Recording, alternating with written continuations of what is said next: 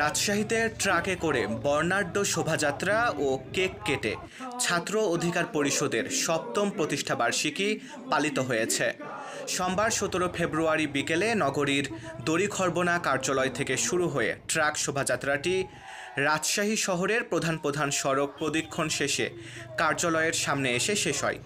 পরে প্রতিষ্ঠাবার্ষিকীর কেক কাটে নেতাকর্মীরা।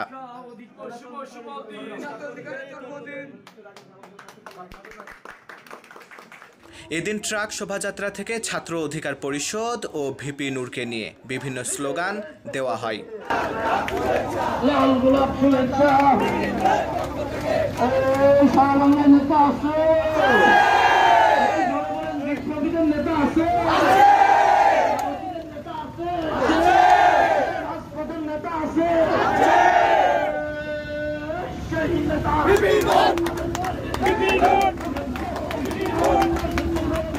ছাত্র অধিকার পরিষদ রাজশাহী মহানগর শাখার সভাপতি মোরশেদুল ইসলামের সভাপতিত্বে এবং প্রচার সম্পাদক আল আমিন বাদশাহ অপূর্বের সঞ্চালনায় অনুষ্ঠানে ছাত্র অধিকার পরিষদের নেতারা শিক্ষার্থীদের অধিকার প্রতিষ্ঠায় ছাত্র অধিকার পরিষদের ভূমিকা তুলে ধরেন এবং ভবিষ্যতে আরও কার্যকর ভূমিকা রাখার অঙ্গীকার ব্যক্ত করেন।